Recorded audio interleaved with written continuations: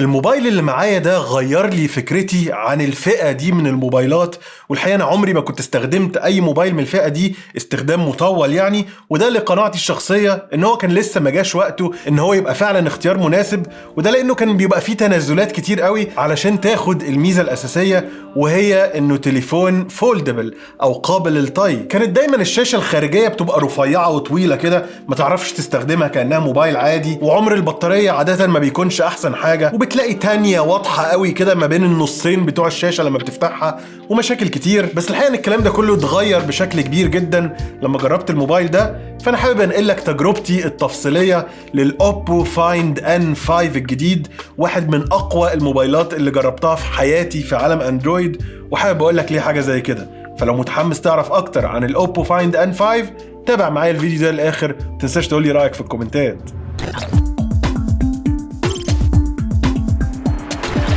صباح الخير ومساء الفل على الكل، انا اندرو وديد. وزي ما قلت لك انا ما جربتش قبل كده موبايل فولدبل لمده طويله، كنت دايما ممكن اخده من ناس صحابي كده العب بيه شويه، اتفرج عليه في محل وهكذا، لكن دي اول مره استخدم موبايل فولدبل لمده طويله. التليفون ده معايا بقاله اسابيع وانا بجربه الحقيقه يعني بشكل مكثف، وانا مبسوط بيه جدا الصراحه. طبعا في شويه عيوب، لكن يعني المميزات اللي فيه طاغيه جدا بالنسبه لي، وحابب احكي لك عنها شويه. بدايه من تجربه الانبوكسنج، الموبايل ده ما بيجيش لوحده في العلبه، بيجي معاه حاجات تانية، فلو عايز تعيش تجربه الانبوكسنج كامله كنت نزلت فيديو بالطول كده من الفيديوهات القصيره اللي بعملها على المنصات المختلفه، تقدر تروح تتفرج عليه وتعيش التجربه دي كده كامله، وتعرف الحاجات اللي بتيجي معاه، بما فيهم الجراب اللي انت شايفه ده، جراب رفيع جدا بيتماشى مع التصميم الرفيع جدا برضو بتاع الموبايل. الحقيقه مصنوع كمان من ايروسبيس جريد فايبر، وحاجه يعني بريميوم قوي، لان الحقيقه الموبايل ده ما استخسرش خالص في الاحساس البريميوم والخامات المستخدمه فيه. فالجراب ده كده مدي احساس شبه الجلد شويه، بصراحه شيك قوي برضو، وزي ما انت شايف مش مزود اي حاجه في التخانه تقريبا، موبايل مازال رفيع جدا. وهنتكلم عن الرفع والابعاد والكلام ده بالمقارنه بالموبايلات العاديه كمان بعد شويه صغيرين. وعلى ما افك الجراب ده عشان يعني بياخد وقت ومجهود شويه، تنساش تعمل لايك للفيديو ده وتشترك في القناه لو انت لسه ما اشتركتش، وتدوس على زرار الجرس عشان ما يفوتكش اي فيديو اول ما بينزل على طول، ويمكن نرجع نعمل فيديوهات طويله كده باستمرار زي زمان. لو بصينا على التصميم بتاع الموبايل، فدي بصراحه حاجه من الحاجات الاساسيه جدا المهمه في الموبايل ده، كابعاد ووزن وتخانه والكلام ده كله، او حتى في اختيار الخامات المستخدمه. الموبايل وهو مقفول بيجي بتخانه 8.9 مللي، والتخانه دي عايز اقول لك انها قريبه جدا من الموبايلات التقليديه. يعني ده ايفون 16 برو، انا مش بستخدم البرو ماكس، بستخدم البرو، وزي ما انت شايف التخانه مش بعيده خالص. تعال نشوفه كده من الناحيه التانية علشان تشوفه كده حته واحده، الدنيا متقاربه جدا زي ما انت شايف، وبيساعد اكتر في انك تحس انه موبايل عادي. هي الابعاد بتاعته، الشاشه دي بتديك ريشيو تقريبا 21 ل 9.5، قريبه جدا من نسب الابعاد بتاعت اي شاشه موبايل عادي.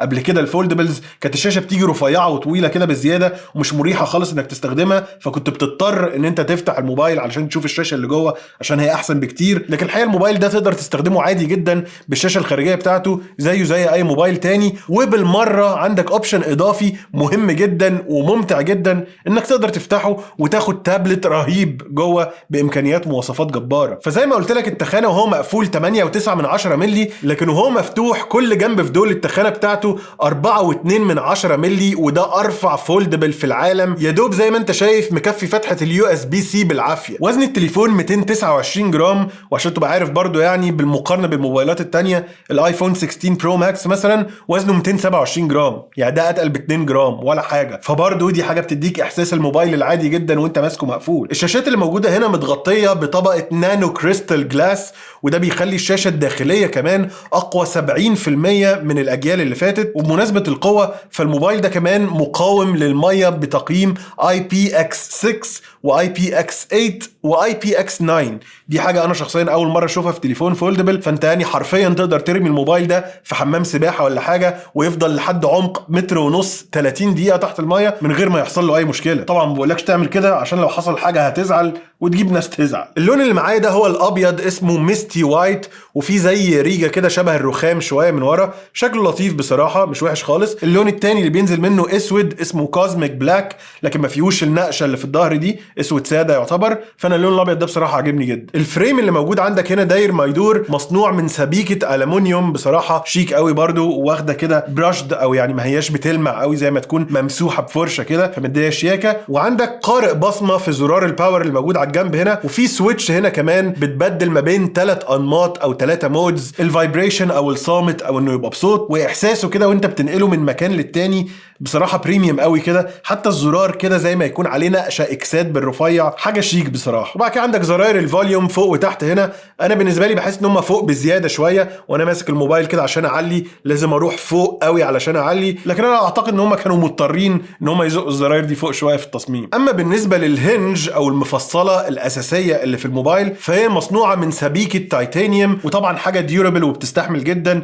يعني عايز اقول لك ان هو تم اختبار الموبايلات دي ان هي تفتح وتقفل 100,000 مره من غير ما يحصل اي مشكله في الهنج ده. واخيرا الموبايل بيجي بستيريو سبيكرز، عندك سماعات هنا من فوق وسماعات تانية من تحت. مش احسن حاجه زي ما هنتكلم في العيوب في الاخر خالص، لان هي في الاخر فيزيكس يعني، فقوانين الفيزياء لا تسمح ان يبقى في صوت قوي وفي بيس كده وانت بتتعامل مع جهاز بالرفع الرهيب ده، فمفيش مجال ان الصوت يطلع قوي قوي، فيعني شغال. لكن اللي مش شغال بس كده وتحفه الحقيقه هي الشاشات اللي في الموبايل ده. لو اتكلمنا عن الشاشه الخارجيه، فالشاشه الخارجيه بتيجي بمقاس 6.62 انش بدقه 1140 في 2616 بكسل، مع كثافه بكسلات 431 بكسل في الانش، وده يعتبر ريزولوشن عالي جدا هيخليك مستحيل تشوف اي بكسلات في الشاشه دي. شاشه كمان LTPO بتيجي بتردد 120 هرتز، بيقدر ينزل لغايه 1 هرتز. شاشه ناعمه جدا وسلسه جدا في الاستخدام، الوانها رائعه برضو، وشاشه زي اي فلاج شيب طبيعي انت بتمسكه في حياتك. لكن الشاشه اللي مش طبيعيه زي اي تليفون بتمسكه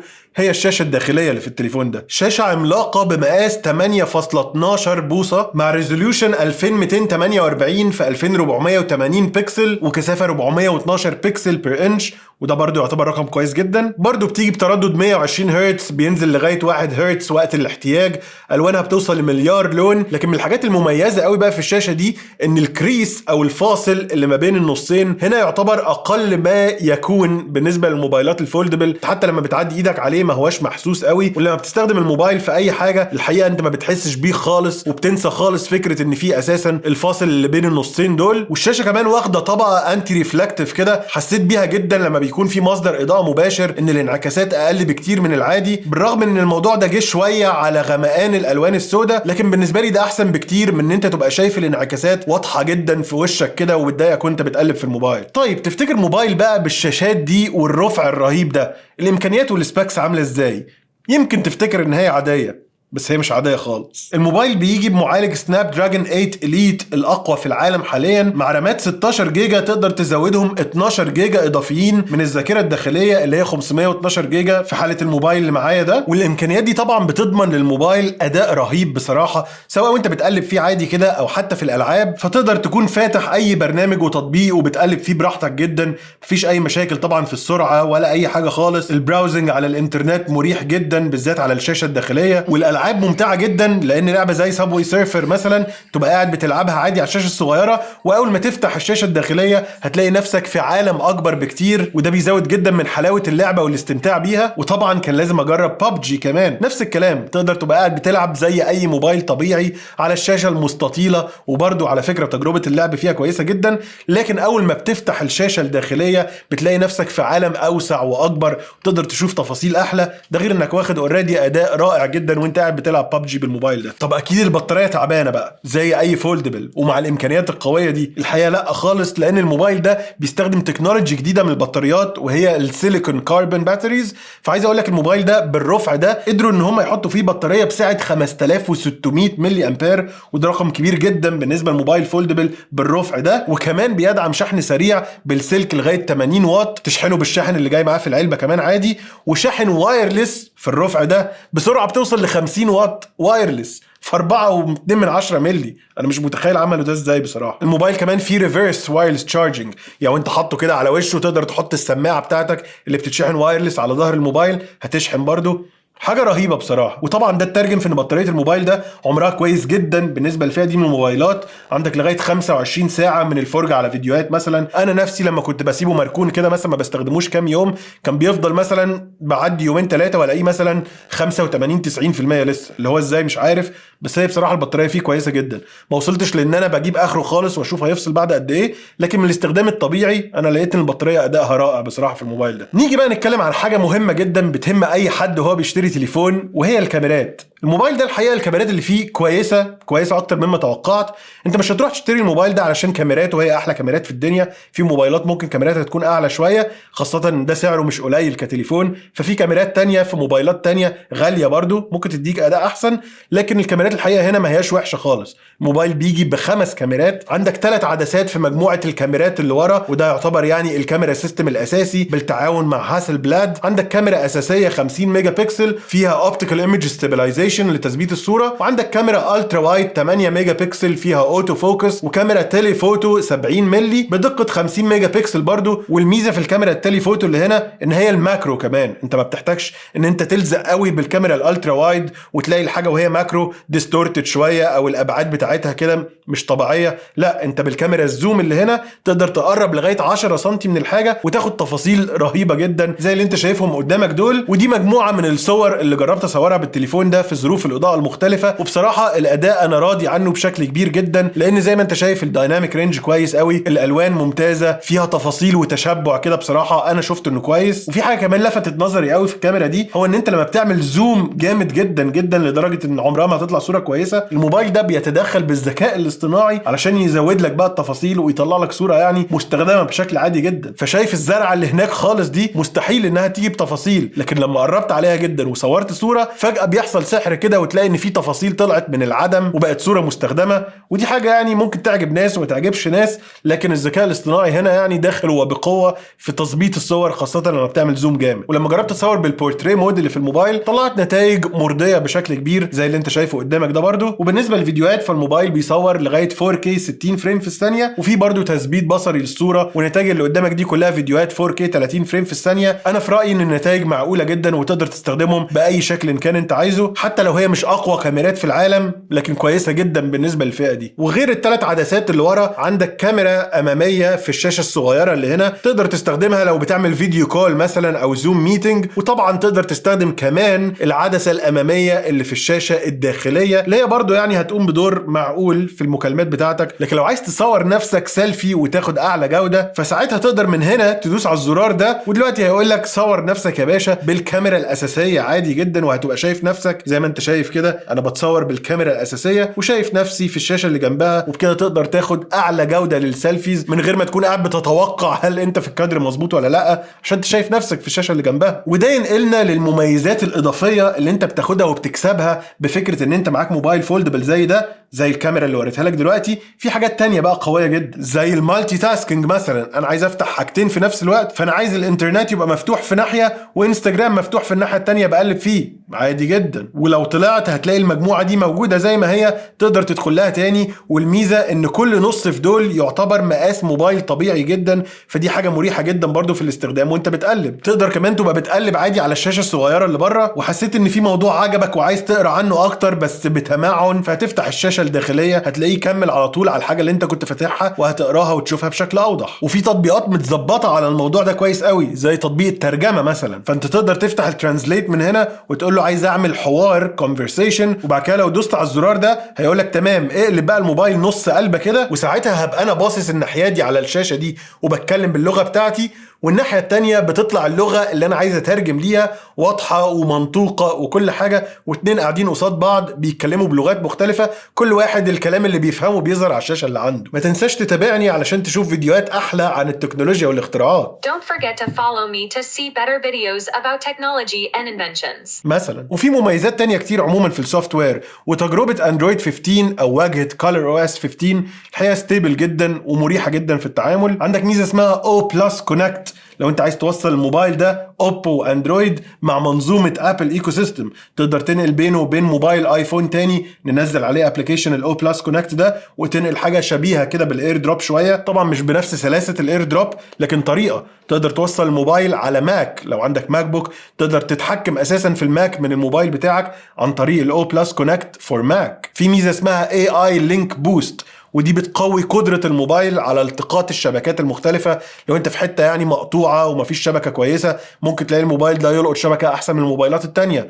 الانترنت نفس الكلام، لو انت في اسانسير مثلا وبتقلب على السوشيال ميديا عادة هتلاقي مثلا الفيديوهات وقفت وهنجت ومش عارف تشوف حاجة، الموبايل ده هيشغل الفيديوهات اكتر من الموبايلات التانية. لو بتعمل ابلود لحاجة هتلاقي الموبايل ده بيابلود اسرع لو المكان اللي انت فيه الشبكة فيه ضعيفة. ومميزات تانية كتير، وطبعا مميزات ذكاء اصطناعي زي ما اتكلمنا عن موبايلات تاني كتير، مش هخش في تفاصيلها كتير قوي، لكن تقدر تلخص اي مقال قدامك، تقدر تشيل حاجة من صورة. كل المميزات بتاعت الاي اي اللي شفناها مؤخرا في كل الموبايلات اللي جربناها طبعا موجودة هنا والزيادة كمان. طيب هل كله بقى مميزات وابهارات وحاجات كده؟ انا بصراحة عجبني جدا للامانة، لكن في شوية برضو عيوب قابلتني فحابب اقولك عليها. اول حاجة وغالبا هتبقى انت خدت بالك ان الموبايل ده بيكره البصمات، سواء الشاشة الداخلية او الشاشة الخارجية. كارثة في البصمات، ويعني بحتاج ان انا افضل انضفه كل شوية عشان البصمات دي تروح. فيعني دي حاجة هتحتاج ان انت تتعود عليها، وتتعود ان انت طول الوقت قاعد بتنظف شاشة الموبايل عشان البصمات ما تبقاش باينة. لكن كل ده في سبيل طبقات الحماية اللي محطوطة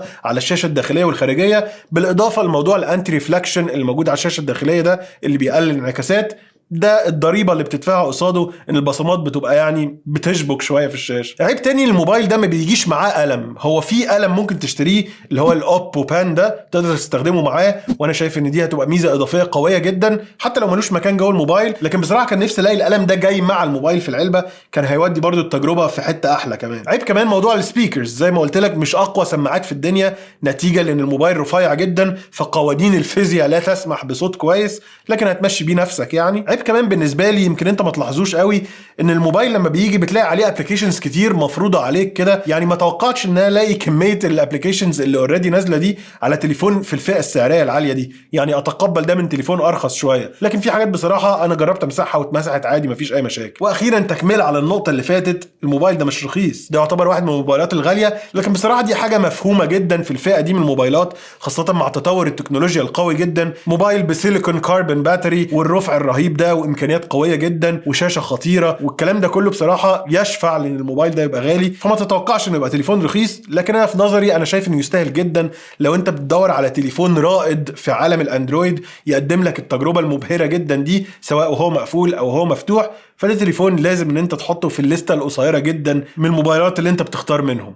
وبس كده، دي كل حاجة حبيت ارغي معاك فيها عن الاوبو فايند ان 5 الجديد. لو عجبك الفيديو ده تنساش تعمل لايك الفيديو، تشترك في القناة لو لسه ما اشتركتش، وطبعا ما تنساش تتابعني على بقية المنصات المختلفة لفيديوهات قصيرة لطيفة وستوريز يومية. لو عندك سؤال في اي حاجة او افكار لفيديوهات حابب انك تشوفها في الفترة اللي جاية اكتبها لي كلها في الكومنتس وانا هقرا الكومنتات، واشوفك في الفيديوهات الجاية.